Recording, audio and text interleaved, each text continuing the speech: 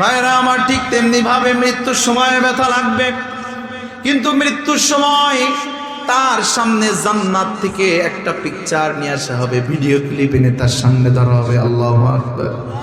এরকম মৃত্যু চাই তো আমরা? আল্লাহ তাআলা আপনাকে আমাকে আমাদের সবাইকে এমন মৃত্যু দান করুন বলে আমিন। ভাইরা আমার, তার সামনে জান্নাতের ছবি ধরা হবে, ধরার পর বলা হবে ইয়া আইয়ুহান নাফসুত তাইয়্যিবা। আল্লাহু আকবার। হে পবিত্র আত্মা, এত সুন্দর করে সম্বোধন করা হবে, জান্নাত তার সামনে দেখানো হবে, আর বলা হবে হে পবিত্র আত্মা উখরুজি ইলা মাগফিরাতিন মিনাল্লাহি ওয়া রিদওয়ান। আল্লাহু আকবার বলেন না কেন? তুমি বের হও, যদি শুধু এতটুকু পরিমাণ থাক। ভাইরা আমার, আল্লাহ পাক রব্বুল আলামিন আপনাকে আমাকে সৃষ্টি করেছেন। এই সৃষ্টি করার জন্য আল্লাহ তাআলার কাছে আপনি আমি আবেদন করি নাই। মানুষ বানানোর জন্য আল্লাহ তাআলার কাছে আপনি আমি কেউ আবেদন করি নাই। আল্লাহ তাআলাকে বলি নাই ওগো আল্লাহ তুমি আমাকে মানুষ বানায় দুনিয়াতে পাঠাও। এই আবেদন কে কে করছেন দেখি? কেউ করছেন? কেউ আমরা আল্লাহ তাআলার কাছে আবেদন করি নাই। কিন্তু আল্লাহ পাক রব্বুল আলামিন তারপরেও আমাদেরকে মানব জাতি হিসেবে পাঠাইছেন, এতে খুশি না বেজার? শুধু তাই নয়, আল্লাহ রব্বুল আলামিন শুধুমাত্র মানুষ বানায় পাঠাইছে এটা নয়, মানব জাতির ভিতরে শ্রেষ্ঠ ধর্মের একজন মানুষ হিসেবে পাঠিয়েছেন, যেই দলকে যেই ধর্মকে আল্লাহ তাআলা জান্নাতের টিকিট দিয়ে দিয়েছেন। সুবহানাল্লাহ। আল্লাহ রব্বুল আলামিন ইসলামকে বড় ভালোবাসেন, ইসলামকে বড় মহব্বত করেন, ইসলামকে আল্লাহ তাআলা মনোনীত করে দিয়েছেন। এই জন্য গোটা পৃথিবীতে যত নবী রাসূল এসেছেন, আল্লাহ রব্বুল আলামিনের যত পেয়ারা বান্দারা এসেছেন, সবাই ইসলামের উপরে এসেছেন, আবার ইসলামের উপরে বিদায় নিয়ে চলে গেছেন। ঠিক তেমনি ভাবে যারা নাকি ইসলামের উপরে আসবে, ইসলাম নিয়ে দীক্ষিত হবে, ইসলামকে নিজের মনোনীত ধর্ম করে নিবে, ইসলামের প্রত্যেকটা বিষয় আদিকে নিজের জীবনে বাস্তবায়ন করবে, আল্লাহ রব্বুল আলামিন ওয়াদা করেছেন তার জন্য আল্লাহ তাআলা জান্নাত দান করবে। ভাইরা আমার, আল্লাহ তাআলা প্রত্যেকটা প্রাণীকে সৃষ্টি করেছেন কুন ফায়াকুনের মাধ্যমে। আল্লাহ তাআলা কুন বলেছেন, আর যা যা হওয়ার দরকার সবকিছু কুনের মাধ্যমে হয়ে গিয়েছে।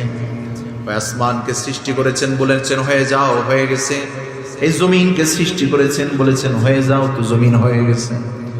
এইভাবে যত প্রকার গাছপালা তরুলতা, যত প্রাণীকুল, যত মাখলুকাত আমরা দেখে থাকি, সব কিছু ওই চন্দ্র সূর্য গ্রহ নক্ষত্র তারকারাজি যা কিছু আছে আল্লাহ রব্বুল আলামিন কোন বলেছেন, হতে বলেছেন, হয়ে গেছে। আবার এগুলো যখন বলবেন ধ্বংস হয়ে যাও, আবার সব কিছু ধ্বংস হয়ে যাবে। আল্লাহ রব্বুল আলামিন শুধুমাত্র মানব জাতির ক্ষেত্রে আল্লাহ তাআলা বড় আদর করে বানাইছেন। আল্লাহ রব্বুল আলামিন বলেন, হাল আতা আলাল ইনসানি হিনুম মিনাদ দাহরি লাম ইয়াকুন শাইআন মাযকুরা।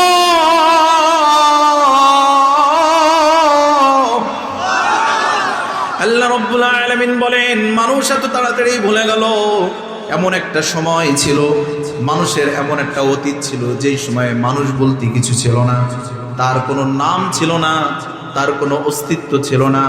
এমন একটা সময় ছিল তার বাবা ছিল না, এমন একটা সময় ছিল তার প্রতিবেশী ছিল না, এমন একটা সময় ছিল তার সঙ্গী সঙ্গিনী ছিল না। কিন্তু আল্লাহ রব্বুল আলামিন সেগুলোকে নতুন করে সৃষ্টি করে আমাদেরকে দিয়েছেন। কথা বলেন ঠিক কিনা? আল্লাহ রব্বুল আলামিন বলেন, কাইফা তাকফুরুনা বিল্লাহি ওয়া কুনতুম আমওয়াতান ফাআহইয়াকুম সুম্মা ইউমীতুকুম সুম্মা ইউহয়ীকুম সুম্মা ইলাইহি তুরজাউন।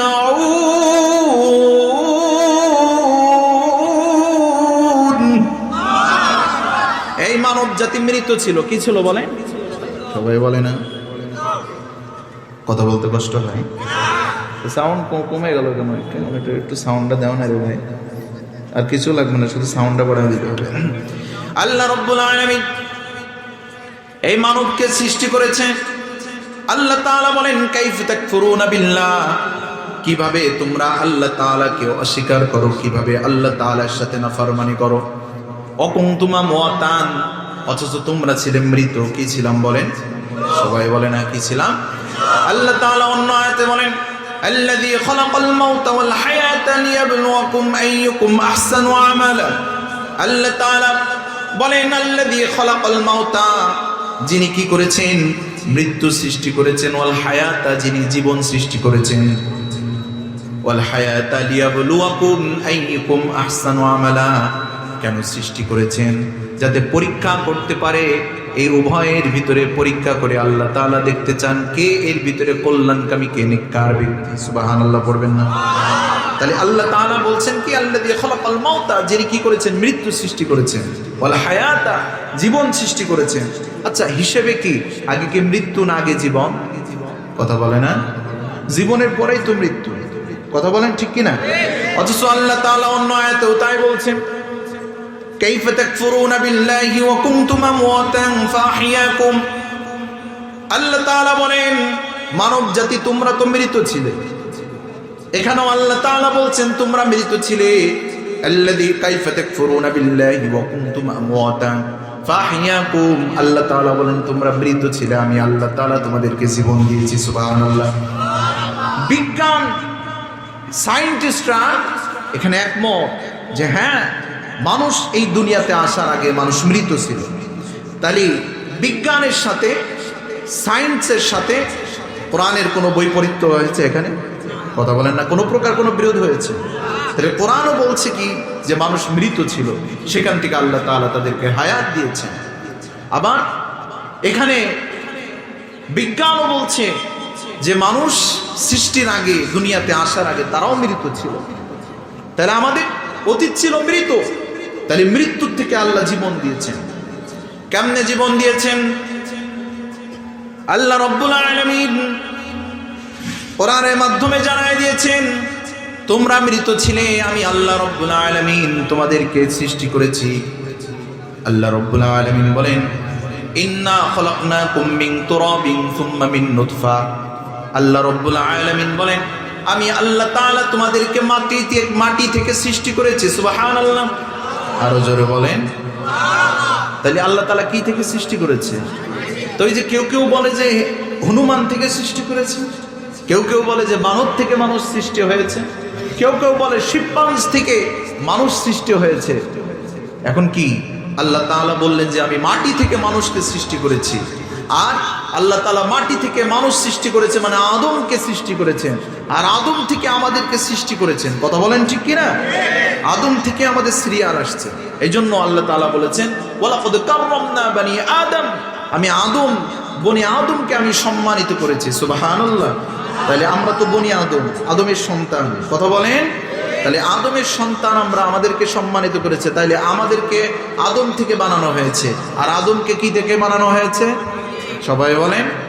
আল্লাহ তাআলা মাটি থেকে সৃষ্টি করেছেন।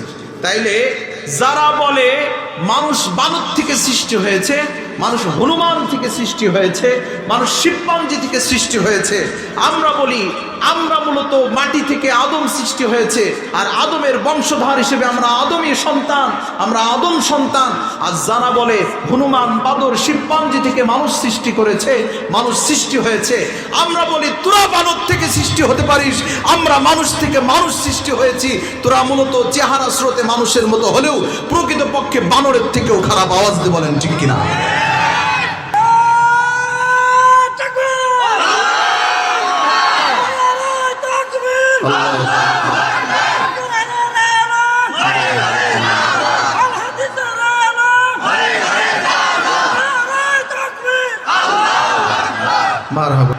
তাহলে আমরা প্রকৃত মানুষ থেকে মানুষ হয়েছি। কথা বলেন না কেন? কি থেকে হাজী সাহেব? কি থেকে?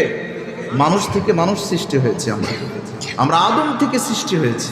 আমাদের বাবা আদমকে আল্লাহ তাআলা নিজ কুদরতে সৃষ্টি করেছেন, নিজে হাতে সৃষ্টি করেছেন। সুবহানাল্লাহ।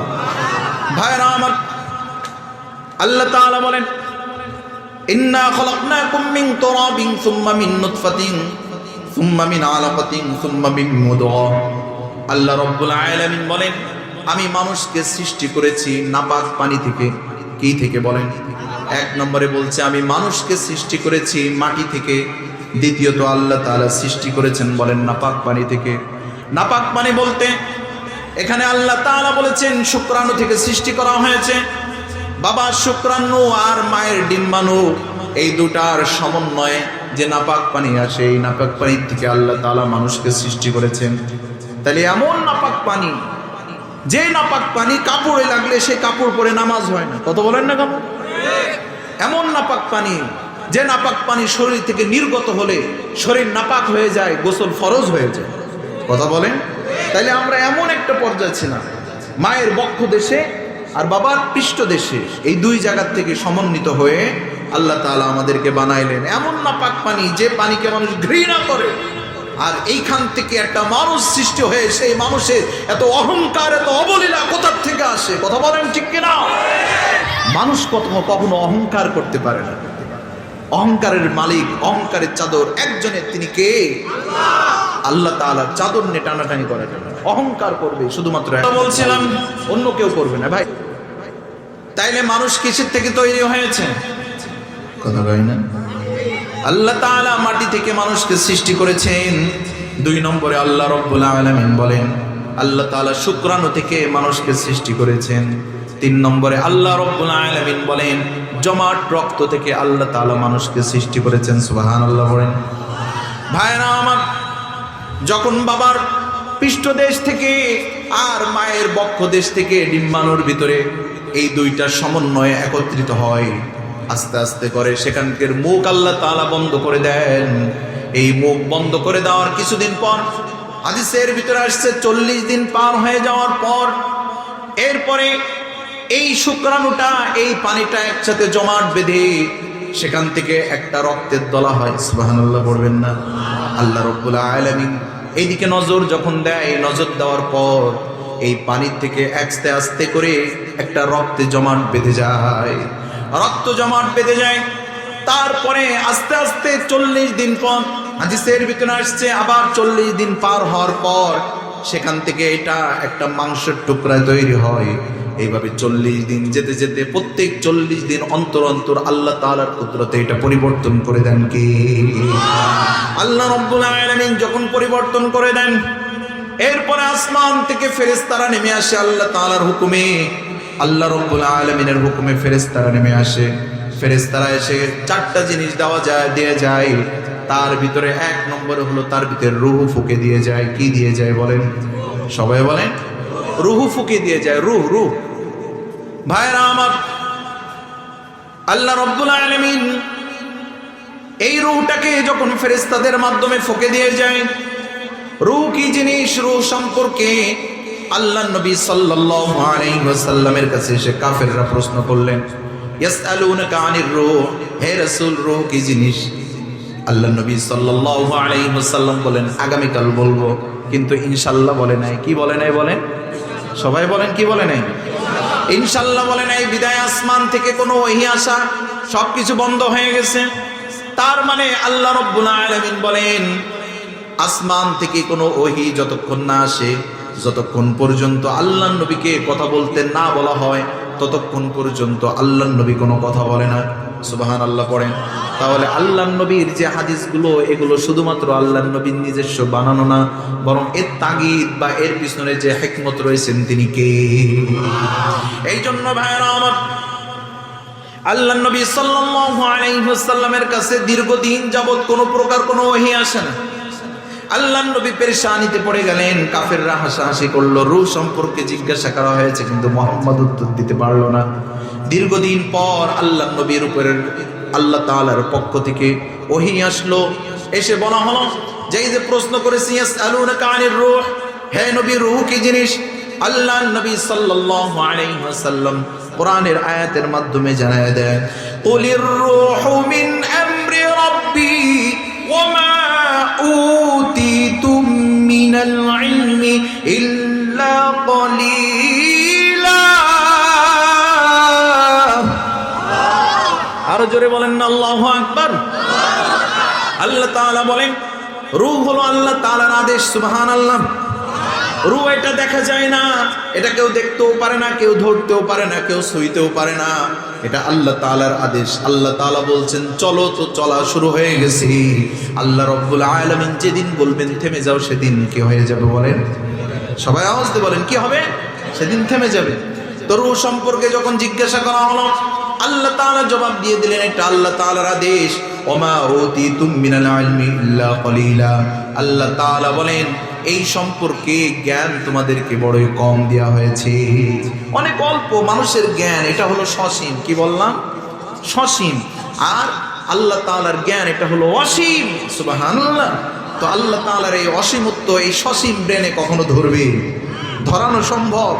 ধরাইতে গেলেই তো ফেটে যাবে। কথা বলেন ঠিক কিনা ভাইরা আমার? এই জন্য রূহ নিয়ে গবেষণা করার কোনো দরকার নাই। মনে রাখবেন, এটা আল্লাহ তাআলার আদেশে ফেরেশতারা রূহটা আমাদের শরীরের ভিতরে মায়ের গর্ভে থাকা অবস্থায় ফু দিয়ে গিয়েছেন। ফুক দিয়ে দেওয়া যাওয়ার পর তার উপরে লিখে দিয়ে গিয়েছেন এই মানুষটা কতদিন বাঁচবে। অর্থাৎ আমরা যেমন দোকান থেকে কোনো খাদ্য সামগ্রী কোনো কিছু কিনলে এটার এক্সপায়ার ডেট দেখে কিনি যে কবে এটা উৎপাদন এবং কবে এটা উত্তীর্ণ হয়ে যাবে। কথা বলেন না কেন? ঠিক তেমনি ভাবে আল্লাহ রাব্বুল আলামিন যখন ফেরেশতাদের মাধ্যমে রূহ ফুঁকে যায়, এই রূহের উপরে লিখে দেওয়া হয় এই লোকটা কতদিন দুনিয়াতে বাঁচবে, কবে মৃত্যু হবে এবং কোথায় মৃত্যু হবে সেই বিষয়টাও লিখে দেওয়া হয়। সুবহানাল্লাহ বলেন। কি খাবে, তার জন্য কি কি রিজিক বরাদ্দ আছে এটাও লিখে দেওয়া হয়। কতদিন পর্যন্ত বাঁচবে সেইটাও লিখে দেওয়া হয়। এই লোকটা কি কি কর্ম করবে সেইটাও লিখে দেওয়া হয়।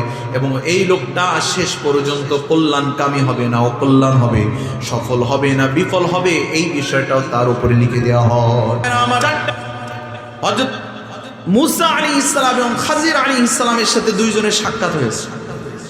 খাজির আলাইহিস সালামের সাথে মুসা আলাইহিস সালাম পথ দিয়ে যাচ্ছেন। যাওয়ার পথে দেখেন সাগরের ভিতরে একটা পাখি এসে তার ঠোঁট পানিতে লাগিয়ে দিয়েছে, ডানা দুইটা মেলে দিয়েছে, পা দুইটা উপরের দিকে দিয়ে দিয়েছে। সাধারণত পাখি তো এইভাবেই পানি খায়।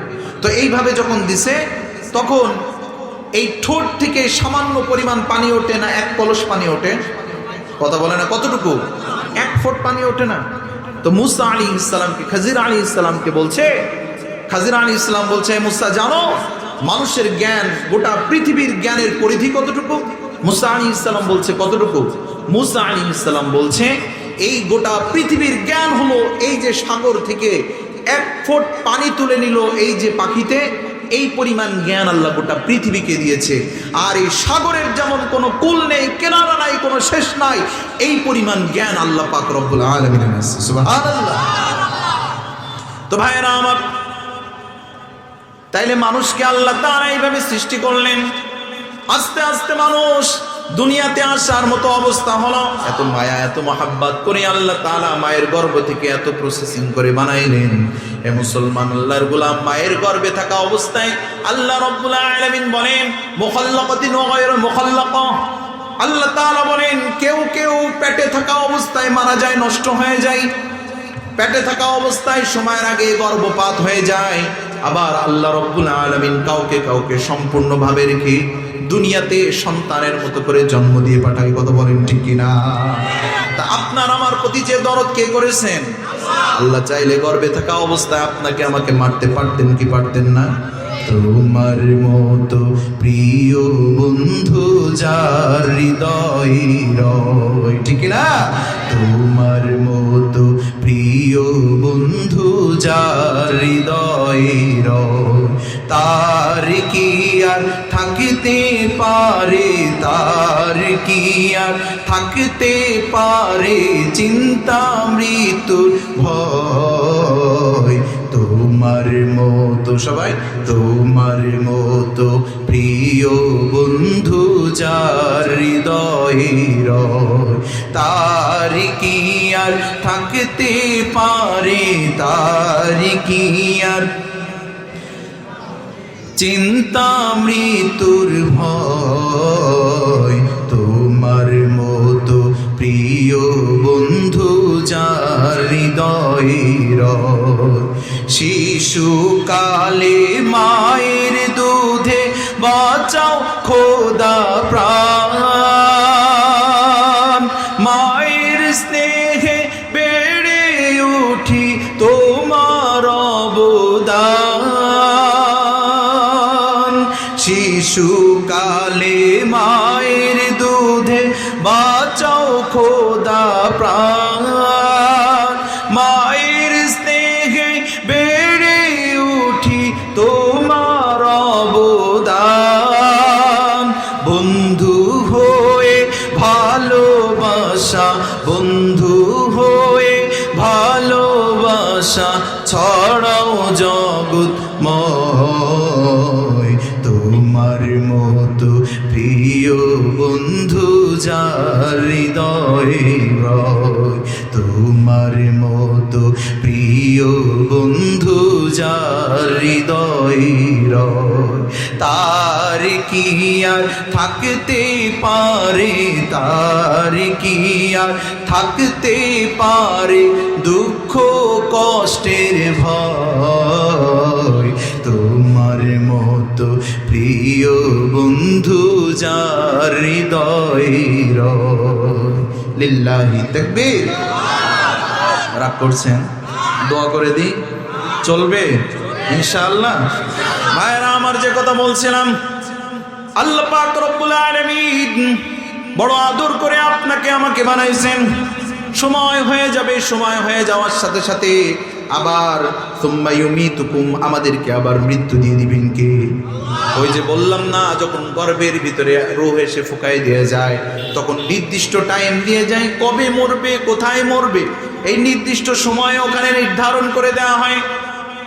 যখন আপনার আমার রুটারে ফুঁকে দেওয়া হয়েছে, মৃত্যুর নির্দিষ্ট ডেট দেওয়া রয়েছে, এক্সপায়ার ডেট দেওয়া রয়েছে।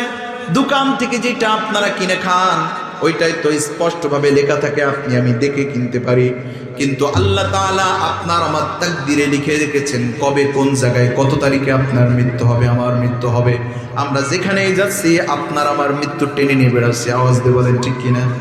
তাহলে আমি ওখান থেকে এখানে আসছি, আমার তো এখানে মৃত্যু থাকতেও পারে, এই জন্য আল্লাহ তাআলা ওখান থেকে টেনে আনছে। আবার এমনও হতে পারে আপনার এখান থেকে টেনে আল্লাহ ঢাকায় নিয়ে যাচ্ছে, হতে পারে এটা আপনার মৃত্যুর কারণ। সুবহানাল্লাহ। এই জন্য ভাইরা আমার, মৃত্যুর ডেট লেখা আছে না নাই? এ ভাই, মৃত্যু কবে হবে না হবে, অনেকেই গণিতের কাছে গায়, গণিতের কাছে বলে দেখো আমার হাতটা দেখো, হাত দেখে বলে কবে আমার মৃত্যু হবে, আমার উন্নতি আছে না নাই, আমার ছেলে আছে না নাই, আমার মেয়ে কয়টা হবে, আমার বাচ্চা কাচ্চা হবে কি হবে না, আমার মা বোনেরা এরকম পাগল আছে না নাই বলেন। আমার মা বোনেরা বিভিন্ন সময় যায়, বিভিন্ন ফকিরের কাছে যায়, বিভিন্ন দরবেশের কাছে যায়, বিভিন্ন ভাবে বিভিন্ন পীরের কাছে যায়, বিভিন্ন ভণ্ড পীরের কাছে যায়, যে বলে বাবা একটা সন্তান দে রে বাবা, একটা সন্তান দে, আছে না নাই বলেন? বলে একটা সন্তান দে রে বাবা, একটা সন্তান দে। তুই যদি সন্তান না দিস তাইলে আমারে সন্তান দিবে কে? নাউজুবিল্লাহ। সন্তান দেওয়ার মালিক কে? লিল্লাহি মুলকুস সামাওয়াতি ওয়াল আরদ ইয়াখলুকু মা ইয়াশাউ ইনাসান ওয়া ইয়াহাবু লিমান ইয়াশাউ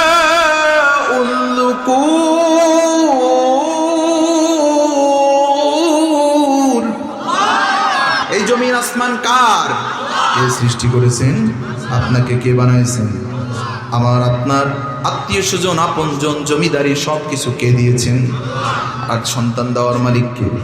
সবাই জোরে বলেন না কেন? হায়াত দেওয়ার মালিক কে? মৃত্যু দেওয়ার মালিক কে? আল্লাহ তাআলা বলেন আমি কারো সন্তান দিই, কারো সন্তান দিই না, আমি কারো ছেলে সন্তান দিই, কারো মেয়ে সন্তান দিই না। আমাদের সমাজে এক শ্রেণীর জালেম রয়েছে, স্বামী নামের জালেম, যারা স্ত্রীর একটা দুইটা তিনটা যদি মেয়ে হয় পরপর তো কয় যে এবার মেয়ে হলি তুই তালাক। নাউজুবিল্লাহ পড়বেন না? তাহলে ও মনে করলো মেয়ে দেওয়ার মালিক, ছেলে দেওয়ার মালিক, সন্তান দেওয়ার মালিক আল্লাহ না আমার বউ। কথা বলেন না কেন? অনেক সময় বলে ফেলে তোর যদি সন্তান না হয়, 10 বছর ধরে বিয়ে করছি, এবার যদি সন্তান না হয় তুই তালাক। আছে না নাই আমাদের সমাজের ভিতরে? তাইলে বোঝা গেল সন্তান দেওয়ার মালিক আল্লাহ না, সন্তান দেওয়ার মালিক ওর বউ। কথা কয় না? আছে, এরকম আছে সমাজে। আবার মা বোনেরা অনেকে এরকম আছি, স্বামীর সাথে সংসার করে, ডাক্তারের কাছে গিয়েছে, ডাক্তার বলেছে আপনার কোনো সমস্যা নাই। এবার স্বামীরে বলে তাইলে তোমার সাথে থাকলে আমার সন্তান হবে না, এই জন্য তোমারে তালাক দিয়ে, ডিভোর্স দিয়ে আমি অন্যত্র বিবাহ করব। আরে মুসলমান, আল্লাহর গোলাম, সন্তান দেওয়ার মালিক আল্লাহ। আল্লাহ তাআলা যদি তোমার সন্তান না দিয়ে খুশি থাকে, তুমি কেন সন্তান না পেয়ে খুশি থাকবা না? আল্লাহ রব্বুল আলামিন যদি তোমার মেয়ে দিয়ে খুশি থাকে তুমি কেন খুশি থাকবা না? আল্লাহ রব্বুল আলামিন তোমার যদি ছেলে দিয়ে খুশি থাকে তুমি কেন খুশি থাকবা না? কথা বলেন না কেন?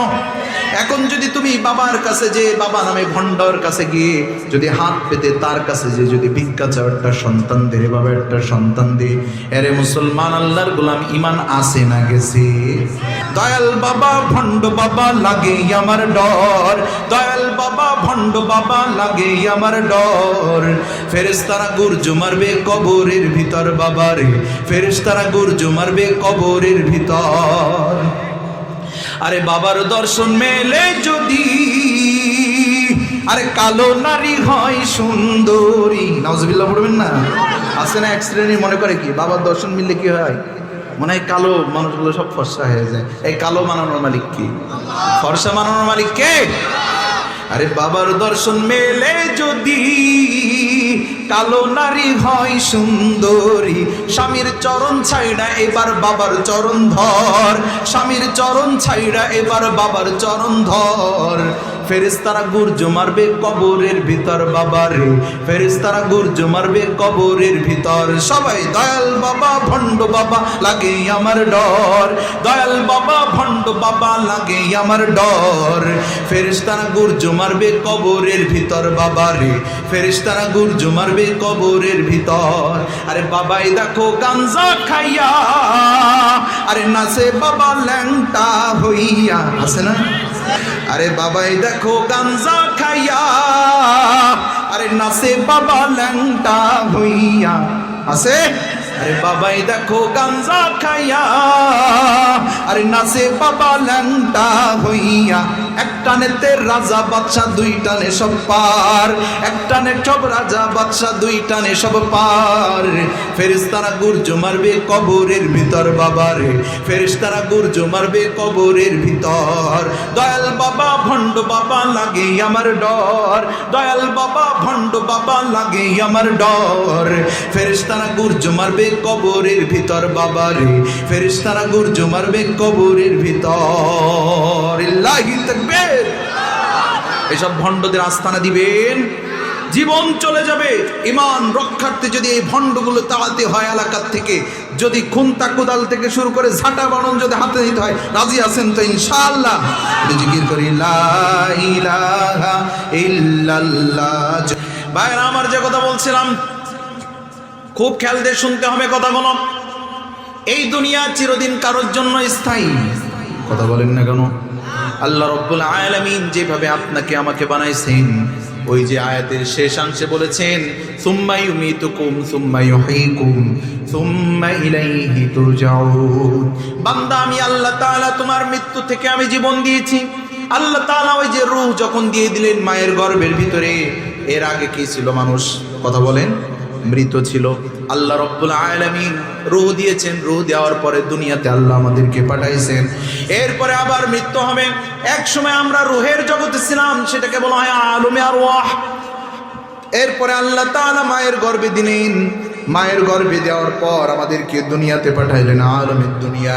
আল্লাহ তাআলা দুনিয়ার জমিনে আল্লাহ তাআলা পাঠাইলেন, দুনিয়ার জগতে আমাদেরকে পাঠিয়েছেন। এরপরে আবার মৃত্যু হবে, যেতে হবে আলমে বারজাখ। কোথায় যেতে হবে? আলমে বারজাখ। এই আলমে বারজাখে চিরদিন থাকা যাবে না। আলমে বারজাখে যাওয়ার পর নির্দিষ্ট একটা সময় পর্যন্ত থাকতে হবে। এরপরে আল্লাহ রব্বুল আলামিন আবার কিয়ামতের ময়দানে আমাদেরকে উত্থাপন করবেন। কথা বলেন ঠিক কিনা? মানুষ সব কিছু অস্বীকার করতে পারে, আল্লাহ রব্বুল আলামিন একজন আছে সেটাও অস্বীকার করতে পারে, কিন্তু আল্লাহর দেওয়া দুইটা জিনিসকে কেউ অস্বীকার করতে পারে না। কয়টা জিনিস? সবাই বলেন কয়টা জিনিস? জোর হইল না, আরো জোরে। দুইটা জিনিসের ব্যাপারে কেউ অস্বীকার করে না। এক নম্বরে সবাই শান্তি চায়। কি চায়? সবাই শান্তি চায়। শান্তি চান না এমন কোন ব্যক্তি আছে? যে হুজুর আমি খালি অশান্তিতে থাকতে চাই, এমন কোন ব্যক্তি আছে? শান্তি চাই, সবাই চায় যে আমি শান্তি চাই। আর দুই নম্বরে মৃত্যু অবধারিত, মৃত্যু থেকে বাঁচার মতো কোনো সুযোগ নাই। কথা বলেন না কেন? দুনিয়ার রাজা বাদশাহ উজির নাজির গরিব ফকির যা আছে সবাইকে একদিন মৃত্যুর কোলে ঢলে পড়তে হবে, এটা কেউ অস্বীকার করতে পারে না।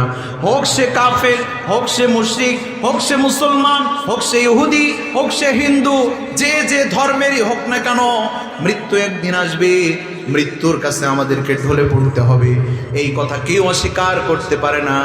এ মুসলমান, এই জন্য আল্লাহ নবী সাল্লাল্লাহু আলাইহি ওয়াসাল্লাম বলেন, আকসিরু যিকরা হাদিমিল লাযযাতিল মাউত, ওই মৃত্যুকে তোমরা বেশি বেশি স্মরণ করো, যেই মৃত্যুটা জীবনে আসার পরে দুনিয়ার স্বাদ, ইচ্ছা, আকাঙ্ক্ষা সবকিছু ধ্বংস করে দেয়।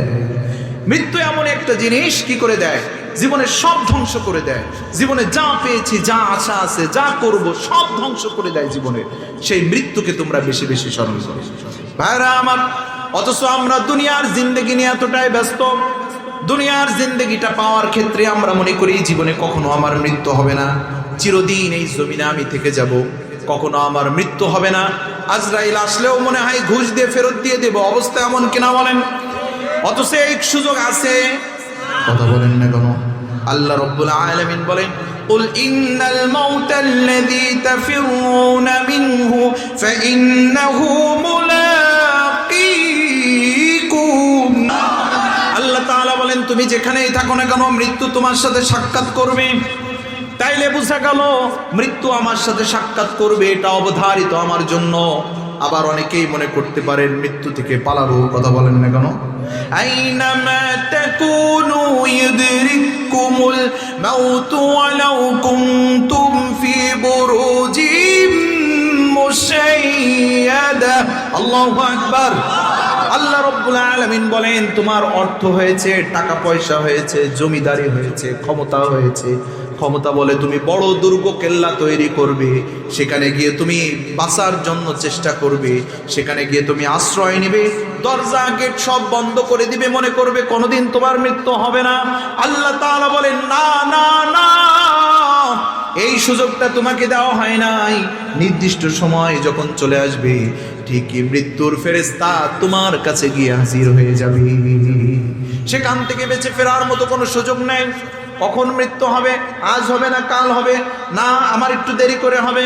আজরাইল যখন আসবে তখন বলবো, ওরে আজরাইল, আমাকে একটু ছেড়ে দাও, আমার কিছুদিন সময় দাও, আমি এত দূর পর্যন্ত এসেছি, আমি বাড়ি যাই, আমি বাজারে এসেছি, বাড়িতে যা আমার সন্তান রয়েছে তাদের কাছ থেকে একটু বিদায় দেয়নি, আমি আমার স্ত্রীর কাছে একটু বিদায় দেয়নি, আমি আমার মা বাবার কাছ থেকে একটু বিদায় দেয়নি।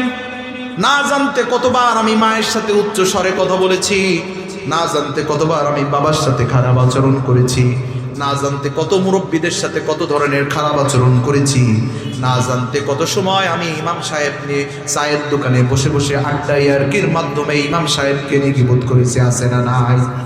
ভাইরা আমার, এমন মনে হতে পারে মৃত্যুর ফেরেশতা আসলে তাকে বলবো, ভাই একটু আমাকে সুযোগ দাও, আমি বাড়ি যাই, সুযোগ দেওয়া হবে? বলেন না কেন সুযোগ দেওয়া হবে? আল্লাহ রাব্বুল আলামিন বলেন, ইযা জাআ আজালুহুম লা ইস্তাখিরুনা সাআতান ওয়া লা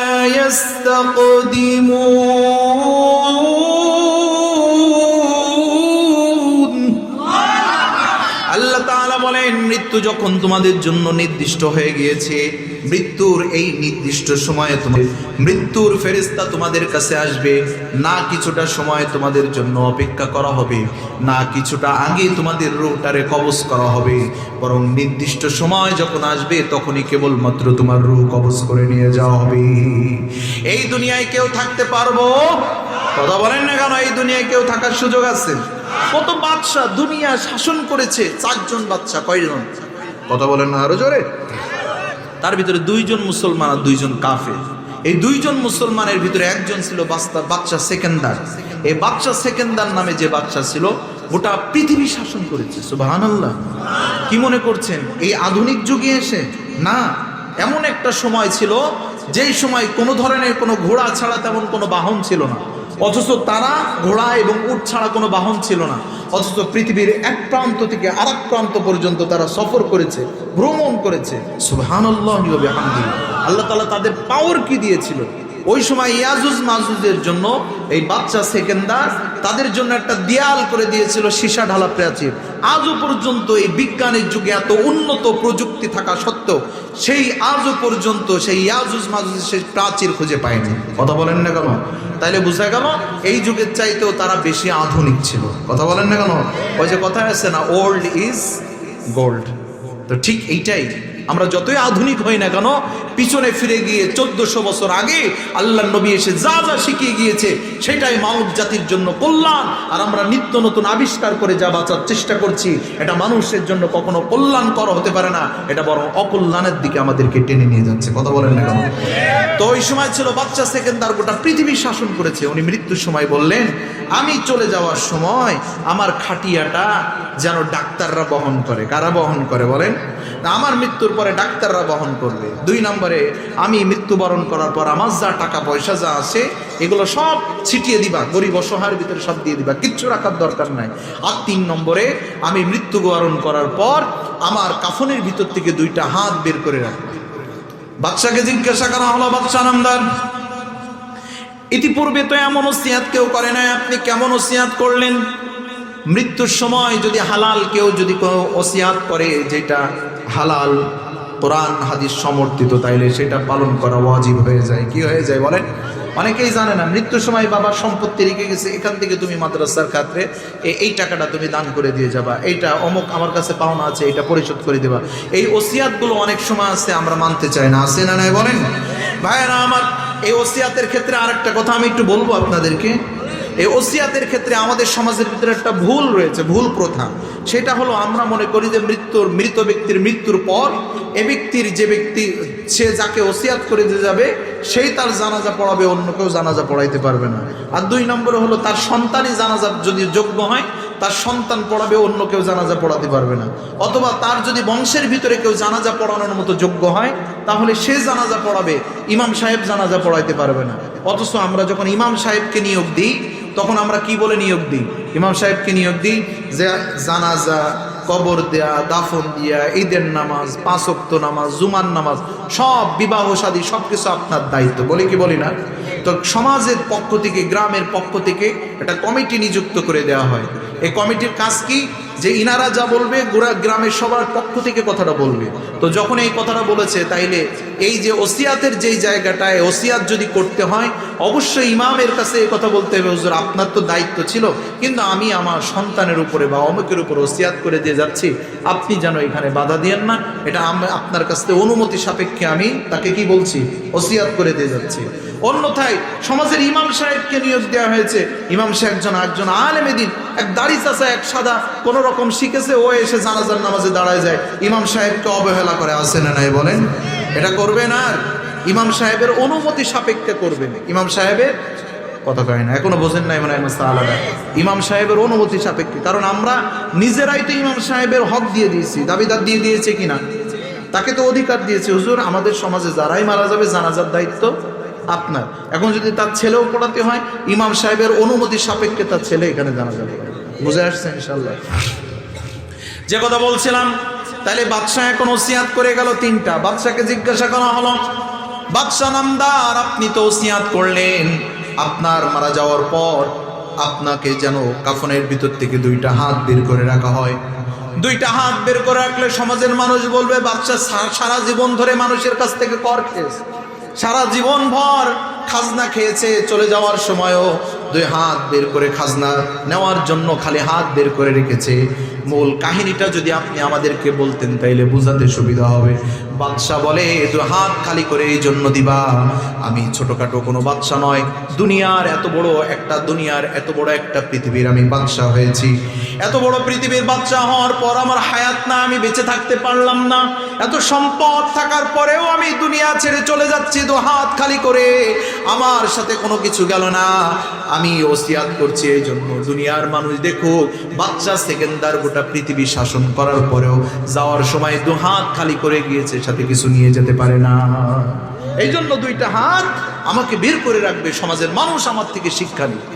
দ্বিতীয়ত, আমার ওসিয়াত হলো ডাক্তাররা যেন আমার খাটিয়া বহন করে, কেননা আমি কি খাবো সেটাও ডাক্তার নির্ধারণ করে দিত, আমি কি কাপড় পরবো সেটাও ডাক্তাররা নির্ধারণ করে দিত, কখন আমি ঘুমাবো সেটাও আমার ডাক্তাররা নির্ধারণ করে দিয়েছে, কখন আমি সমাজের ভিতরে ঘুরবো সেটাও আমার জন্য নির্ধারণ করা ছিল, কত গ্লাস পানি খাবো সেটাও ডাক্তাররা আমাকে বলে দিত, একটাই কারণ ছিল, আমি দীর্ঘদিন পর্যন্ত বাঁচবো, মৃত্যু আমাকে ছুঁইতে পারবে না।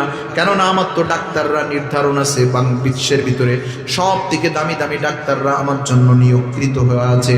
যে ডাক্তাররা এত কিছুর পরেও যেহেতু আমাকে বাঁচাইতে পারল না, ডাক্তাররা যেন আমার খাটিয়া বহন করে, সমাজের মানুষ যেন দেখতে পায় যে ডাক্তারদের ক্ষমতা নাই। মানুষের অসুস্থ হলেই তো ডাক্তারের কাছে যায় যে ডাক্তার আমাকে বাঁচাবে। আওয়াজ দিয়ে বলেন ঠিক কিনা?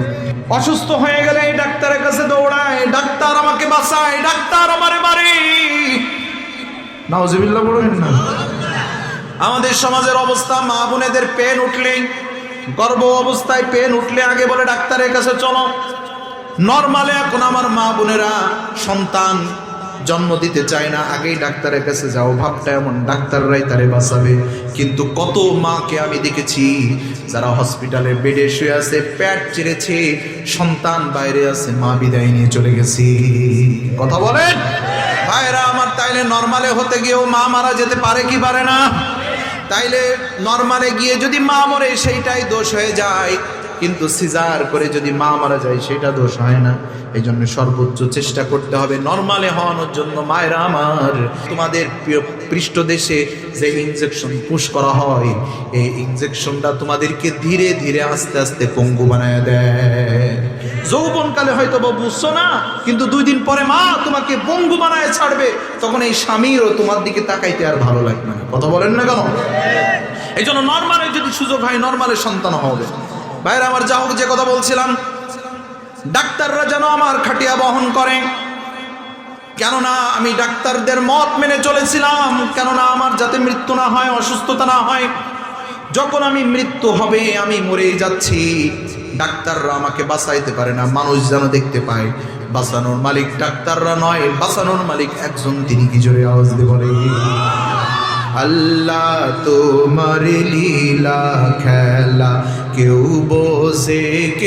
বোঝে না, মাওলা তোমার লীলা খেলা কেউ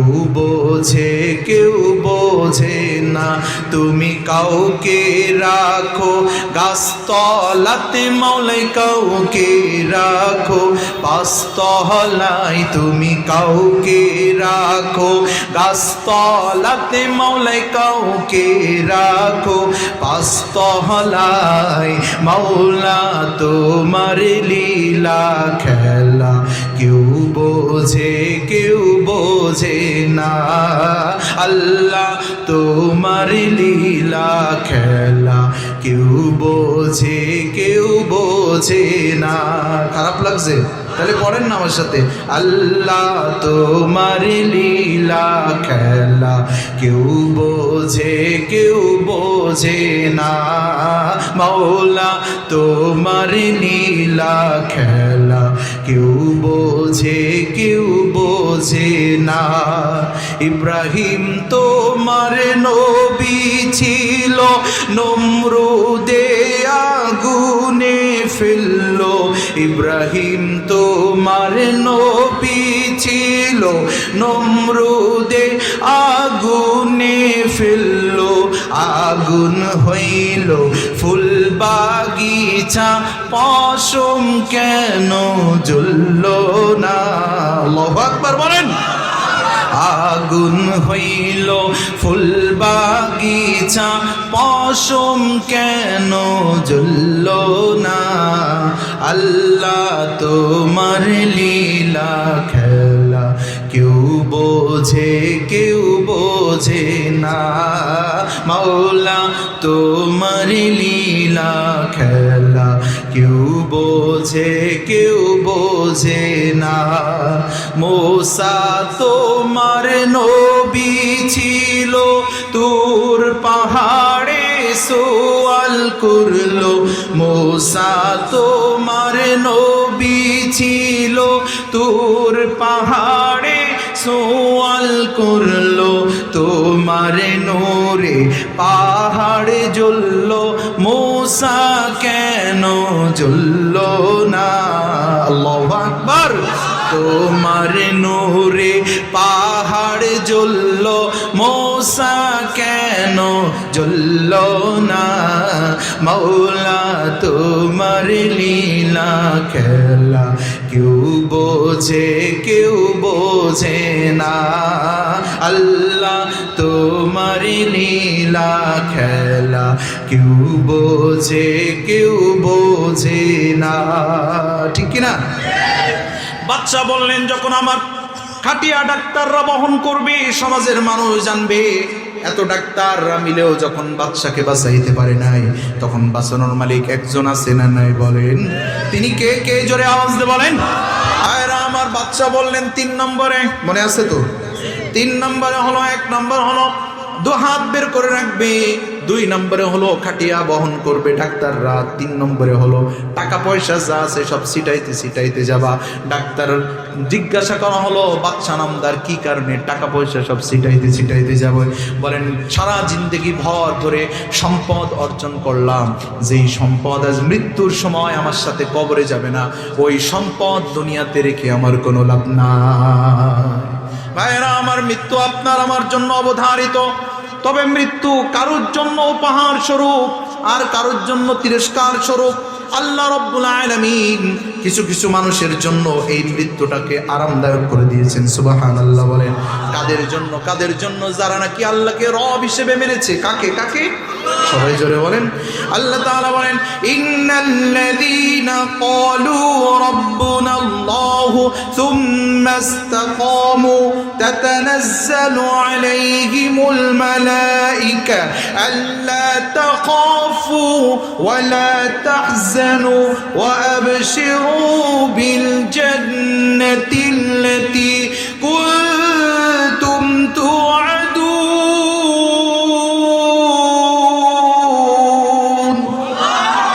আল্লাহ রাব্বুল আলামিন বলে, ইন্নাল্লাযীনা ক্বালু রাব্বুনাল্লাহ, যারা নাকি বলে আমার রব আল্লাহ। কে বলেন? আপনার আমার রব কে? জোরে বলেন। যারা নাকি বলে আপনার রব আল্লাহ, আমার রব আল্লাহ, আল্লাহ রাব্বুল আলামিন বলেন, রাব্বুনাল্লাহ সুম্মা ইসতাকামু তাতানাজ্জালু সুম্মা ইসতাকামু, এই কথা বলার পর এই কথার উপরে যারা স্থির থাকে, তাতানাজ্জালু আলাইহিমুল মালায়েকা, আসমান থেকে তাদের জন্য ফেরেশতারা নেমে আসবেন। আল্লাহু আকবার বলেন। আসমান থেকে তাদের জন্য ফেরেশতারা নেমে আসবেন। আল্লাহ তাখাফু ওয়া লা তাহজানু ওয়া আবশিরু বিল জান্নাহ, বলেন না কোনো ভয় নাই, কোনো টেনশন নাই। ওয়া আবশিরু বিল জান্নাহ, আল্লাহ তাআলার পক্ষ থেকে তুমি জান্নাতের সুসংবাদ নাও। আর আসতে বলেন সুবহানাল্লাহ। তাহলে ফেরেশতারা নেমে আসবেন, এসে কি বলবেন?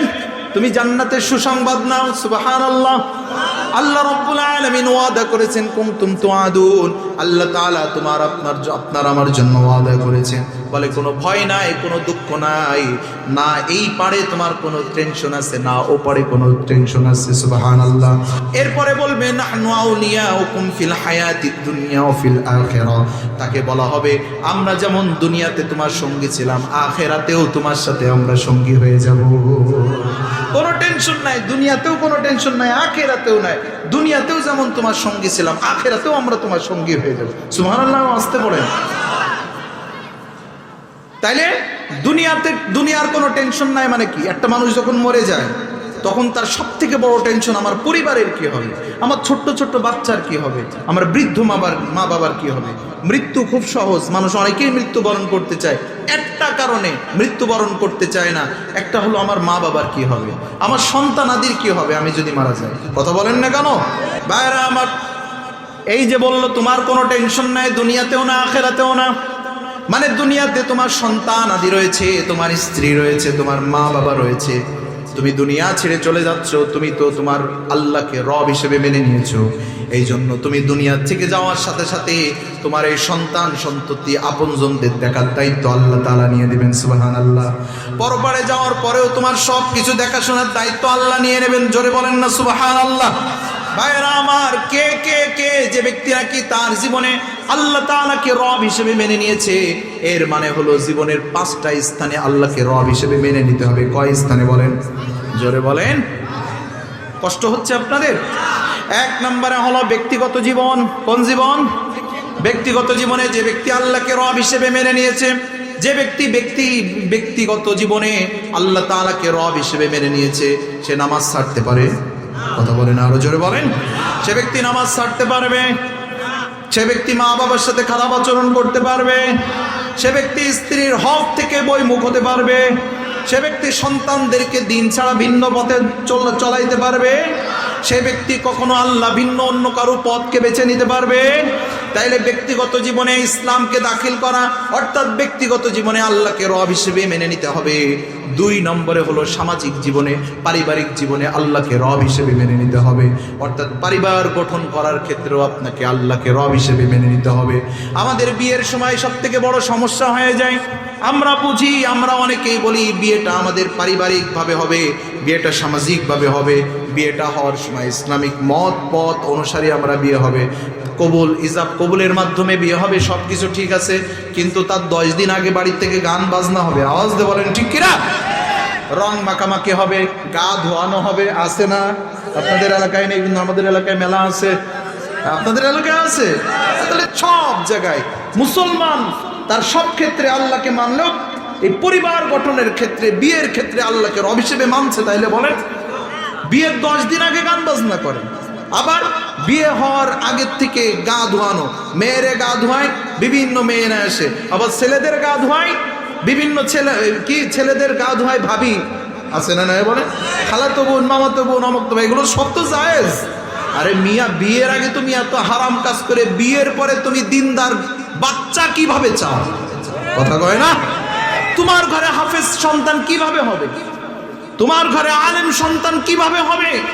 তোমার সন্তান তোমার পক্ষে যাবে, তোমার সন্তান তোমার বিরোধী হবে না, তোমার সন্তান বেয়াড়া হবে না, তা কার সন্তান হবে? তুমি তো বিয়ের আগের থেকে উল্টাপাল্টা করেছো। আবার বিয়ের ক্ষেত্রে মেয়ে দেখার সময় মেয়ে দেখতে নিয়ে যায় চাচাতো ভাই, খালাতো ভাই, মামাতো ভাই, বন্ধু, আছে না নাই বলেন? এগুলোর সাথে নিয়ে যায়, দামড়াগুলো সব যায় মেয়েরে দেখতে গরু দেখা মতো। এটা জায়েজ? সত্যি জায়েজ না তো? করবেন না তো এরকম কোনো কাজে, এলাকায় হবে না তো ইনশাআল্লাহ। ভাইরা আমার, বিয়ের ক্ষেত্রে মেয়ে দেখার ক্ষেত্রে যতক্ষণ পর্যন্ত ওই মেয়ের সাথে ছেলের বিবাহ না হবে ততক্ষণ পর্যন্ত ছেলের বাবার দেখাও জায়েজ নাই। কথা বলে না? ছেলের বাবার দেখাও কি নাই? জায়েজ নাই। ততক্ষণ পর্যন্ত ছেলের বাবাও দেখতে পারবে না। বিয়ে ছেলের সাথে বিয়ের আগে এই ছেলের সাথে যেমন এই মেয়ের বিবাহ জায়েজ, ওর বাবার সাথেও তেমনি এই মেয়ের বিবাহ জায়েজ। এই জন্য মেয়ে দেখতে যাবে কয়জন? অনেকেই যেতে পারে, কিন্তু ছেলে একা যাবে, সাথে অন্য মহিলাদেরকে নিয়ে যেতে পারে দেখার জন্য। আবার দেখার সময় গরু দেখা দেখে, দেখি তোমার দাঁত দেখি কিভাবে, আছে না নাই বলেন? চুলটা খুলে দিন, যে চুল কত বড়, কাপড় চোপড় খুলে ফেলে গরু দেখা মতো দেখে, এটা কি জায়েজ আছে না নাই বলেন? এই জন্য ভাইয়েরা আমার, বিয়ের ক্ষেত্রেও ইসলাম মানতে হবে কিনা, পরিবার গঠন ক্ষেত্রে ইসলাম মানতে হবে কিনা। আল্লাহর নবী সাল্লাল্লাহু আলাইহি ওয়াসাল্লাম পরিবার গঠনের ক্ষেত্রে একটা রুলস দিয়ে গেছে, সিস্টেম শিখাই দিয়ে গিয়েছে। বলবো 1 নম্বরে আল্লাহর নবী বলেন, তুনকাহুল মারআতু লিআরবাঈন, বিয়ের সময় তোমরা মেয়েদের 4টা বিষয় খেয়াল করো। বিয়ের সময় সাধারণত মেয়েদের 4টা বিষয় দেখা হয়। তুনকাহুল মারআতু লিআরবাঈন, লিমালিহা, 1 নম্বরে তাদের সম্পদ দেখা হয়, ওয়ালি হাসাবিহা, তাদের বংশগত দিক দেখা হয়, ওয়ালি জামালিহা, তাদের সৌন্দর্যতা দেখা হয়, ওয়ালি দীনিহা, আর 4 নম্বরে হলো তাদের দিনদারিত্ব দেখা হয়। কয়টা বললাম? 1 নম্বরে তাদের সৌন্দর্যতা, 2 নম্বরে তাদের সম্পদ, 3 নম্বরে তাদের বংশ, আর 4 নম্বরে হলো দিন। এই 4টে জিনিস দেখে সাধারণত বিবাহ করা হয়। আল্লাহর নবী বলেন, ফাসফাস বিযাতিদ দ্বীন, তোমরা দিনকে প্রাধান্য দিয়ে দিনদার মেয়েকে বিবাহ করো, ঘরে সুখ দিয়ে দিবেন কি? আর জোরে আওয়াজ দিয়ে বলেন। বিয়ে দেখতে গিয়ে, মেয়ে দেখতে গিয়ে, মেয়েদের অবস্থা তো এখন আর খারাপ। মেয়েদের অবস্থা হলো মেকআপ টেকআপ করি, বোঝা যায় না কোনটা ধলা কোনটা আসলে কালা। কথা বলেন না কেন? এখানেও ভেজাল আছে না নাই? রাগ করলেন আপনারা, রাগ করলেন? তাই এখানেও ভেজাল ঢুকে গেছে, কোনটা কলা আর কোনটা ধলা। তো শাইখুল হাদিস আল্লামা আজিজুল হক রহমতুল্লাহ আলাইহি উনি ওনার ছাত্রদেরকে শিখাই দিতেন যে যখন বিবাহ মেয়ে দেখতে যাবি তখন কি করবি জানিস? তা কি করব? সেই সময় করবি কি, বলবি যে তুমি আমাদেরকে একটু অজু করে দেখাও তো। কি করে দেখাও? অজু করে দেখাইলে ও দিনদার কিনা, প্রকৃত অজু পারে কিনা সেটাও দেখা হয়ে যাবে, আর 2 নম্বরে ও মেকআপ করেছে কিনা সেটাও দেখা হয়ে যাবে। ঠিক কিনা বলেন? সব জায়গায় ভেজাল, পীরের ভিতরে ভেজাল, আলেমের ভিতরে ভেজাল, আছে না নাই বলেন? সমাজের ভিতরে, সমাজ নেতাদের ভেতরে ভেজাল, চালির ভিতরে ভেজাল, ডালির ভিতরে ভেজাল। কাপড় কিনতে গিয়েছেন রাত্রেবেলায়, দেখছেন কি লাল, দিনের বেলায় দেখেন যে তো হলুদ। আছে না নাই বলেন? হ্যাঁ, মুড়ি কিনতে গেছে, মুড়ি কিনতে গিয়ে মুড়ি রাত্রেবেলা দেখে এক কালার, খাইতে গিয়ে দেখে যে আর এক কালার। আর মুড়ি এখন তো ইউরিয়া সার দিয়ে ভাজে। আছে না নাই বলেন? না, খাঁটি মধুর নাম করে চিনি শিরা বানায় না বাজারে বিক্রি করছে খাঁটি মধু। আছে না নাই? এই ভেজাল থেকে বাঁচার দরকার আছে না নাই? লাল্লিন সাদা বেগুনি রং বেরঙের সিলমারা, ভেজাল কোনটাতে আছে যাই না সহজে ধরা, ভেজাল কোনটাতে আছে যাই না সহজে ধরা। লাল্লিন সাদা বেগুনি রং বেরঙের সিলমারা, ভেজাল কোনটাতে আছে যাই না সহজে ধরা, ভেজাল কোনটাতে আছে যাই না সহজে ধরা। মসুরির ডাল সয়াবিন তেল সাদা সাদা মুড়ি, খাইলে পরে মিয়া ভাই তোর নষ্ট হবে ভুড়ি। ঠিক না? মসুরির ডাল সয়াবিন তেল সাদা সাদা মুড়ি, খাইলে পরে মিয়া ভাই তোর নষ্ট হবে ভুড়ি। খাঁটি মধুর কথা ওদের মুখে মুখে শুনি, আসলে নয় খাঁটি মধু মিশাই তাতে চিনি। ইউরিয়া সারে মুড়ি ভাজে, ইউরিয়া সারে মুড়ি ভাজে, সয়াবিনে হোল্ডিং ভরা, ভেজাল কোনটাতে আছে যাই না সহজে ধরা, ভেজাল কোনটাতে আছে যাই না সহজে ধরা। নামাজ নাই রে রোজা নাই রে সাজে মুসলমান, জান্নাতেরই দাবি করে দামি মেহমান। ঠিক না? নামাজ নাই রে রোজা নাই রে সাজে মুসলমান, জান্নাতেরই দাবি করে দামি মেহমান। ছদ্মবেশে মসজিদে কেউ ঘোরাফেরা করে, সুযোগ পাইলে মুসল্লিদের জুতো চুরি করে। এই জুতো কি মুসল্লিরা চুরি করে না মুসল্লির বেশ ধরে এসে চুরি করে? ভেজাল। কথা বলেন ঠিক কিনা? আরে ছদ্মবেশে মসজিদে কেউ ঘোরাফেরা করে, সুযোগ পাইলে মুসল্লিদের জুতো চুরি করে। রাখতে হবে ওদের তরে, রাখতে হবে ওদের তরে, সবখানে নজর করা, ভেজাল কোনটাতে আছে যাই না সহজে ধরা, ভেজাল কোনটাতে আছে যাই না সহজে ধরা। লাল্লিন সাদা বেগুনি রং বেরঙের সিলমারা, ভেজাল কোনটাতে আছে যাই না সহজে ধরা, ভেজাল কোনটাতে আছে যাই না সহজে ধরা। আধুনিকা মেয়েরা সব চুলগুলোকে কেটে রাস্তাঘাটে চলে পুরুষের মতো হেঁটে। আর আসতে বলেন ঠিক?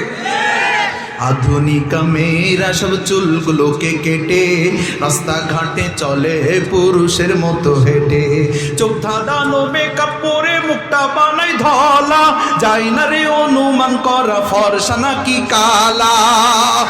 চোখ ধাঁধানো মেকআপ পরে মুখটা বানাই ধলা, যাই না রে অনুমান করা ফর্সা নাকি কালা।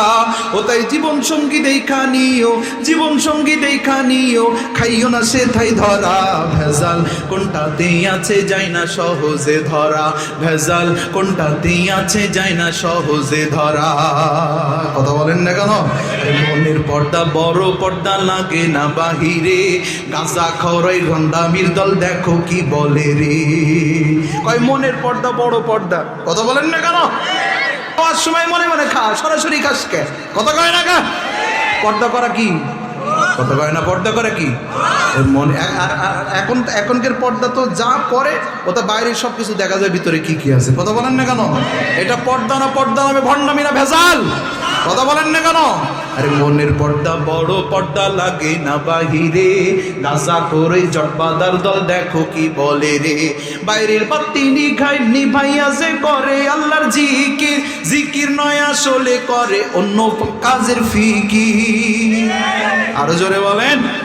আরে বাইরের বাতি নিভাইয়া যে করে আল্লাহর জিকির, জিকির নয় আসলে করে অন্য কাজের ফিকির। মারুফাতি গানের তালে, মারুফাতি গানের তালে হয়ে যে দিশে হারা, ভেজাল কোনটাতে আছে যাই না সহজে ধরা, ভেজাল কোনটাতে আছে যাই না সহজে ধরা। লাল্লিন সাদা বেগুনি রং বেরঙের সিলমারা, ভেজাল কোনটাতে আছে যাই না সহজে ধরা, ভেজাল কোনটাতে আছে যাই না সহজে ধরা। তাইলে পরিবার গঠনের ক্ষেত্রে আল্লাহর নবীর নির্দেশনা আছে না নাই? আল্লাহর নবীর তরিকা আছে না নাই? শাকিব খান কিভাবে বিয়ে করেছে সেইটা দেখবেন না, আল্লাহর নবী কিভাবে বিয়ে করতে বলেছেন সেইটা দেখবেন। আল্লাহর নবী সাল্লাল্লাহু আলাইহি ওয়াসাল্লাম বলেন, তোমরা দ্বীনদারিত্বকে প্রাধান্য দিবে। যার ভিতরে দ্বীন আছে, সম্পদ আছে তো আলহামদুলিল্লাহ। যার ভিতরে দ্বীন আছে, সম্পদ আছে, চেহারা আছে আলহামদুলিল্লাহ। যার ভিতরে চারটায় আছে আলহামদুলিল্লাহ। যদি কিছুই নাই, চেহারাও নাই, সম্পদ নাই, তারপরে তার বংশীয় ভাবেও ভালো নয়, কিন্তু দ্বীনদারিত্ব আছে, বিয়ে করবেন কিনা? যদি দ্বীনদারিত্ব দেখে বিয়ে করেন, শান্তি ঘরের ভিতরে দিয়ে দিবেন কে? কিন্তু আপনার টাকা আছে, বংশ পরিচয় ভালো, চেহারাটা অনেক সুন্দর, এই তিনটা সবকিছু ঠিক আছে, কিন্তু দিন নাই, ওই ঘরে কি নাই? কথা বলেন। উপরে উপরে যতই দেখা অনেক শান্তিতে আছি, কিন্তু বাস্তবতা হলো দিন বাদ দিয়ে কখনো সেখানে শান্তি ঢুকতে পারে না। শান্তি দেওয়ার মালিক কে? তাইলে শান্তি দেওয়ার মালিক যদি আল্লাহ হয়, আল্লাহর বিধানকে ব্যতি রেখে কখনো সেখানে শান্তি আসতে, যে যত কথাই বলুক না কেন, শান্তি ওখানে কখনোই কি না সম্ভব না। কথা বলেন না কেন ভাইরা আমার? যে কথা বলছিলাম, তাহলে পারিবারিক দিক থেকেও যে ব্যক্তি পারিবারিক জীবনে আল্লাহকে রব হিসেবে মেনেছে, সে কখনো বিয়ের আগে গান বাজনাও করতে পারে না, বিয়ের পরেও করতে পারে না। কথা বলেন না কেন? পারিবারিক গঠনের ক্ষেত্রে স্ত্রীকে কখনো বেপর্দায় রাখতে পারে না, বদ্দিন স্ত্রীকে বিবাহ করতে পারে না। এগুলো যদি না করে, বুঝতে হবে পারিবারিক জীবনেও আমি আমার আল্লাহকে কি মেনেছি? রব হিসেবে মেনে নিয়েছি। 3 নম্বরে হলো অর্থনৈতিক জীবনে। অর্থনৈতিক জীবনেও আল্লাহকে রব হিসেবে মানতে হবে। আপনি টাকা হালাল পন্থায় উপার্জন করবেন না হারাম পন্থায় উপার্জন করবেন, ঠিক কিনা বলেন? উপার্জন করার ক্ষেত্রে নিয়ম আছে না নাই? আরো জোরে বলেন। আল্লাহ রাব্বুল আলামিন সুদকে হারাম করে দিয়েছেন আর সদকাকে বৃদ্ধি করে দিয়েছেন।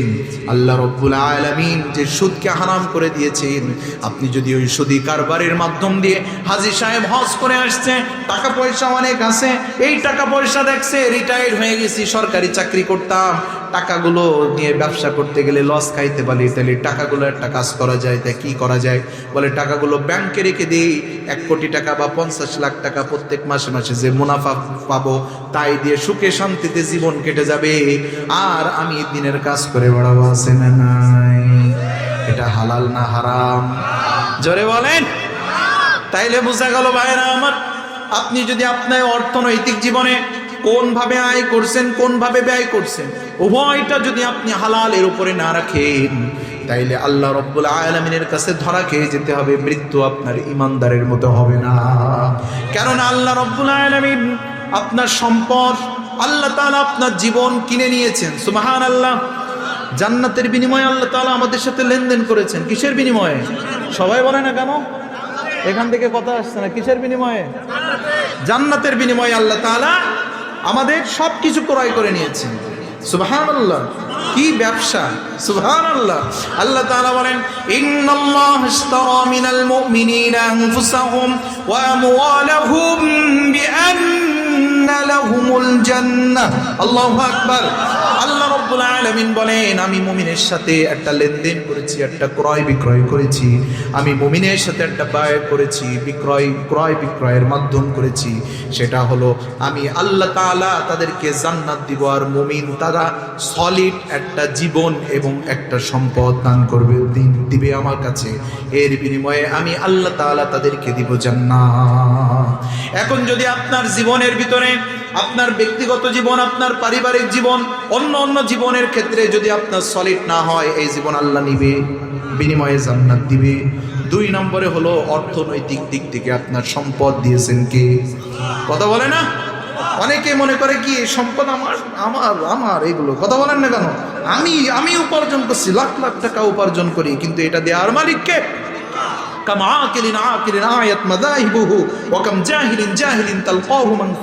আরে সমাজের ভিতরে এমন কত অসহায় মানুষ রয়েছে যারা অনেক বড় বড় শিক্ষিত। অনেকে মনে করে আমার শিক্ষার মাধ্যমে আমি অনেক টাকা উপার্জন করতে পারছি। মনে রাখবেন, শিক্ষার মাধ্যমে কোনোদিন টাকা উপার্জন করা যায় না। কথা বলে না কেন? শিক্ষার মাধ্যমে টাকা উপার্জন করা যায় না। এটা আল্লাহ তাআলা মাধ্যম করে দিয়েছেন, তাই হয়। তা না হলে মূর্খ ব্যক্তিরাও ঢাকার বুকে হাজার হাজার কোটি টাকার মালিক আছে না নাই? নিজের নাম ঠিক করে সই করতে পারে না, অথচ ঢাকার উপরে বড় বড় কোম্পানি খুলে নিয়ে বসে আছে। ওর তো কোনো শিক্ষাই নেই। তো কবি বলছেন, আমি অনেক মূর্খ ব্যক্তিকে দেখেছি যে মূর্খ ব্যক্তিরা টাকার গোডাউন, টাকার বিছানার উপরে ঘুমায়, আর কত শিক্ষিত ব্যক্তিকে দেখেছি যারা এক মুষ্টি খাবারের জন্য পথে পথে ঘুরে বেড়ায়। আছে না নাই বলেন? এই জন্য ভাইরা আমার, তাহলে অর্থ সম্পদ দেওয়ার মালিক কে? এগুলো আবার নিতে চেয়েছেন কে? বিনিময়ে জান্নাত দিবেন কে? তাহলে অর্থ সম্পদ কিভাবে উপার্জন করতে হবে বলেন? হালাল পন্থায়। আবার ব্যয় করতে হবে কোন পন্থায় বলেন? হালাল পন্থায়। এই আয় ব্যয় উভয়ের ক্ষেত্রে যদি হারাম ঢুকে যায়, এই সম্পদ আল্লাহ তাআলা আপনার কাছ থেকে নিবে না। আর যখন নিবে না, আল্লাহ তাআলা আপনাকে জান্নাত দিবে না। আল্লাহ রাব্বুল আলামিন বলবে, আমার জান্নাত আমার কাছে থাক, তোর জান তোর মাল তুই নিয়ে জাহান্নামে চলে যা। ভাইরা আমার, জীবনে আর একটা ভাগ রয়েছে, হলো সামাজিক জীবন।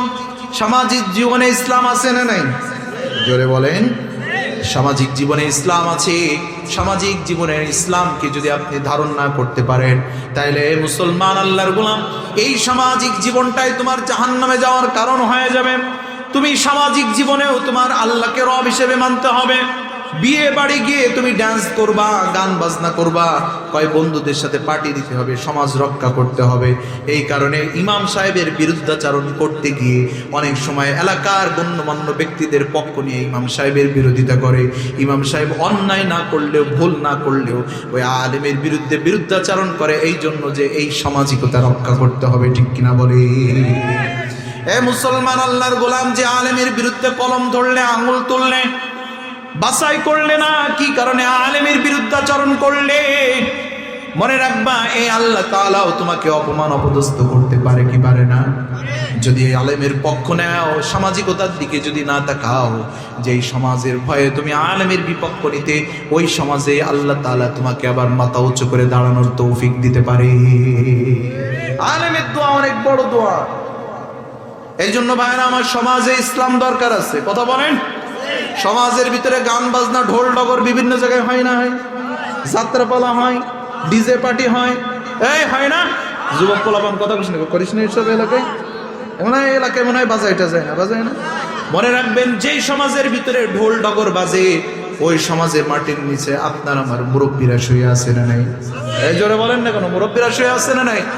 আপনার মামা মা শুয়ে আছে, আপনার বাবা শুয়ে আছে, আপনার দাদা শুয়ে আছে, আপনার আপনজনেরাই মাটির নিচে শুয়ে আছে।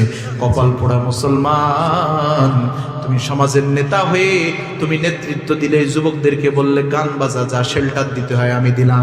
মনে রাখবা, তুমি একদিন মাটির নিচেই যাবা, ওই তোমার জায়গায় আর একজন আসবে, সেও বলবে ওর কবরের পারে গান বাজনা বাজা, যা শেল্টার দিতে হয় আমি দিব। কথা বলে না কেন? ঠিক কিনা? আমাদের সমাজের মুসলমানদের অবস্থা এমন, গান বাজনা গায়ে, হরে কৃষ্ণ হরে রাম, আছে না? না, মুসলমান থাকে, ও মুসলমান থাকে, ও হরে কৃষ্ণ গাবে, ও মুসলমান, ও মাজারের পক্ষে গান গায়, ও উল্টা পাল্টা গান গেয়ে বেড়ায়, ও গাজার পক্ষে গান গায়, ও গাজার পক্ষে থাকে। ও কখনো ইমানদার হতে পারে না, ও মুসলমান হতে পারে না। ও চেহারা সুরতে মুসলমানের মতো দেখলেও একজন হিংস্র নরপশু। কথা বলেন ঠিক কিনা? ঢোল তবলার গান বাজাও না, ঢোল তবলার গান বাজাও না, মাথায় লই গুনার বোঝা। দিন ইসলামের পথে তোমরা চলো রে সোজা, দিন ইসলামের পথে তোমরা চলো রে সোজা। গানের কলি শুনি মোরা ফাট্টা যাই, বুক ফাট্টা যাই, এইভাবে গাইতে গাইতে জাহান্নামে চইলা যায়। আরো জোরে বলতে হবে, ঠিক কিনা? গানের কলি শুনি মোরা ফাট্টা যাই, বুক ফাট্টা যাই, এইভাবে গাইতে গাইতে জাহান্নামে চইলা যায়। ঢোল তবলার গান বাজাও না তোমরা, ঢোল তবলার গান বাজাও না, কবরে পাবে সাজা। দিন ইসলামের পথে তোমরা চলো রে সোজা, দিন ইসলামের পথে তোমরা চলো রে সোজা। মুসলমানের মুখে শুনি রাধা এবং কৃষ্ণের গান, তরুণ যুবকেরই মুখে ও পিয়া পাশানির গান। ওরা আল্লাহর পথে গান গাইবে না, ওরা আল্লাহর পথে গান গাইবে না, লালনে টানে গাজা। এ লালন চেনেন তো? এ লালনে যে গাজা টেনে, সারা বাংলাদেশে যেখানে গাজা বিক্রি হয় এটা অবৈধ, এটা মাদক। আর কুষ্টিয়ায় গেলে, লালনে গেলে এটা বৈধ হয়ে যায়, ওটা তখন সিদ্ধি হয়ে যায়। কি হয়ে যায়? আমি বিভিন্ন জায়গায় মাহফিলে কই যে এর শেল্টার দেওয়ার পিছনে প্রশাসন দায়ী। কথা বলেন না কেন? এই যে ওরা আল্লাহর পথে গান গাইবে না লালনে টানে গাজা, ওরা আল্লাহর পথে গান গাইবে না মাজারে টানে গাজা। দিন ইসলামের পথে তোমরা চলো রে সোজা, দিন ইসলামের পথে তোমরা চলো রে সোজা। গ্রামগঞ্জের মোড়ে মোড়ে ডিজে পার্টির আসর হয়, ডিজে পার্টির কারণে আজ দেশে ক্ষুধার গজব হয়। বিভিন্ন দিবস পালন করো গান বাজনা দিয়ে, ঠিক কিনা বলেন? অথচ দরকার ছিল যারা মারা গিয়েছে, শহীদ হয়ে গেছে, তাদের জন্য কোরআন তেলাওয়াত করে তাদের সবরে সাহানি করা, ঠিক কিনা বলেন? এই মাদ্রাসার ছাত্ররা, এই মাদ্রাসায় যে আজকে হাফেজ হলো নয় জন হাফেজে কোরআন হলো, এরাই মানুষ, এরা প্রকৃতপক্ষে মুসলমান, এরাই প্রকৃতপক্ষে দেশ দরদি, এরাই প্রকৃতপক্ষে দেশকে ভালোবাসে, এরাই প্রকৃতপক্ষে দামাল ছেলে। কারণ এরা কখনো গান বাজনা বাধ্য করবে না, আওয়াজ দিয়ে বলেন ঠিক কিনা? এরা কি করবে? এরা বিভিন্ন দিবসের দিন এরা কোরআন তেলাওয়াত করে তাদের জন্য দোয়া করবে, ঠিক কিনা বলেন? যে সন্তান বাবার মৃত্যুর পরে ঢোল ডগর করে, ও বৈধ সন্তান না অবৈধ সন্তান? ওরে বৈধ সন্তান পাওয়া যায়। আর যে সন্তান বাবা মারা যাওয়ার পর তার জন্য দুহাত তুলে কান্নাকাটি করে, কোরআন তেলাওয়াত করে তার জন্য সবরসানি করে, সেইটাই তো একেবারে সুনাগরিক, সুসন্তান বলা হয় তাকে। কথা বলেন না কেন? তো আমাদের সমাজে কুসন্তান, সুসন্তান খুব কম। এই জন্য এই সুসন্তানদেরকে সম্মান করবেন তো ইনশাআল্লাহ। ভাইরা আমার, যে কথা বলছিলাম, এই জন্য সমাজের ভিতরে ইসলাম দরকার আছে না নাই? সামাজিকভাবে আল্লাহ তাআলাকে রব হিসেবে মেনে নিতে হবে। সামাজিকভাবে যদি আল্লাহ তাআলাকে রব হিসেবে মানতে পারেন, তাইলে আপনার এই 4 নম্বর জায়গায়ও আপনি এইখানে জিতে গেলেন, ঠকলেন না, এইখানেও পাস হয়ে গেলেন। আর 5 নম্বরে হলো আপনার রাষ্ট্রীয় জীবনে ইসলাম দরকার আছে না নাই? যে ব্যক্তি রাষ্ট্রীয় জীবনে যে ব্যক্তি আল্লাহ তাআলাকে রব হিসেবে মেনে নেয়, রাষ্ট্রের চলাকালীন, রাষ্ট্রের কোনো দায়িত্বে থাকাকালীন কোনোভাবে ইসলামের উপরে আঘাত আনে না, আল্লাহ পাকের প্রত্যেকটা বিধান সেখানে বাস্তবায়ন করে। আল্লাহ তাআলা ঘুষকে হারাম করে দিয়েছে, ঘুষ খায় না, ঘুষের বিপক্ষে কথা বলে। তা'মুরুনা বিল মা'রুফ ওয়া তানহাউনা আনিল মুনকার, হালালের পক্ষে থাকবে, সত্যের পক্ষে থাকবে। তা'মুরুনা বিল মা'রুফ, সৎ পথে চলবে, সতের পক্ষে আহ্বান করবে, অসৎ কাজ করবে না। তা'মুরুনা বিল মা'রুফ ওয়া তানহাউনা আনিল মুনকার, অসৎ কাজ নিষিদ্ধ করবে না, যেখানে করবে প্রতিবাদ করবে, ঠিক কিনা বলেন? যদি আপনি করতে পারেন, রাষ্ট্রীয় জীবনেও আপনি আল্লাহ তাআলাকে রব হিসেবে মেনে নিলেন।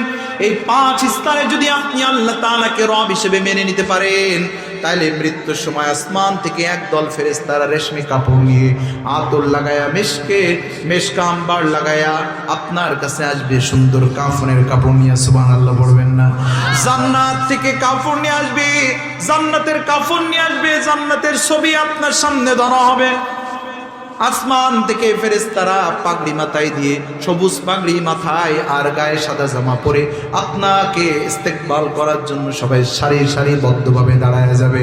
এমনই মুহূর্তে আপনার রূহ কবজ করতে হবে। রূহ কবজ করতে গেলে অবশ্যই কষ্ট হয়। রূহ কবজ করতে গেলে কি হয়? অবশ্যই কষ্ট হয়।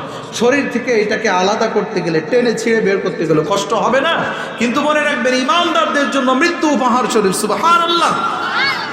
ঈমানদারদের মৃত্যুতে কষ্ট হবে না। কেন কষ্ট হবে না?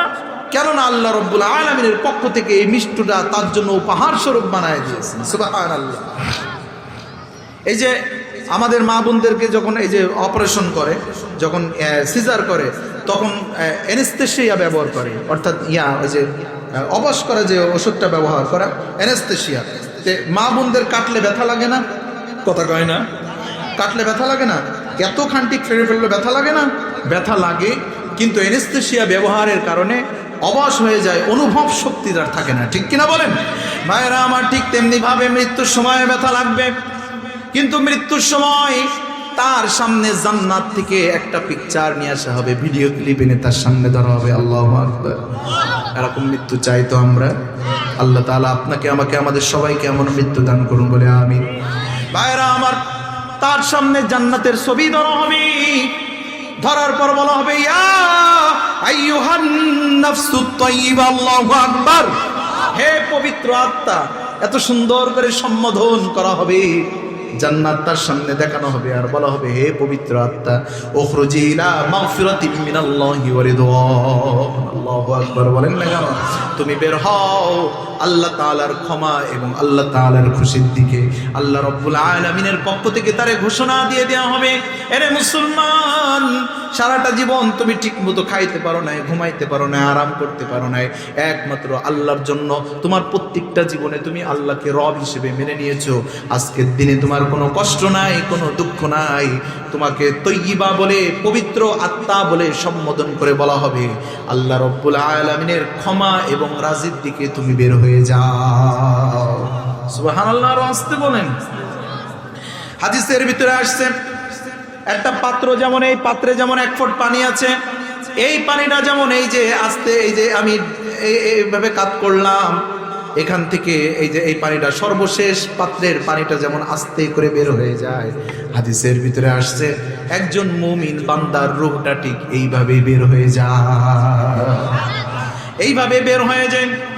বের হওয়ার পর আসমানের দিকে ফেরেশতারা নিয়ে যেতে চায়। এই ফেরেশতারা বলে আমাকে দাও, ওই ফেরেশতা বলে আমাকে দাও। সুবহানাল্লাহ বলবেন না? এই ফেরেশতা বলে আমাকে দাও, ওই ফেরেশতা বলে ভাই 1টা বেজে যাইতে গেল, আর তো আলোচনা করা সম্ভব না, এত রাত পর্যন্ত তো আলোচনা করা উচিত না। আসমানের অবস্থা খুবই খারাপ। তো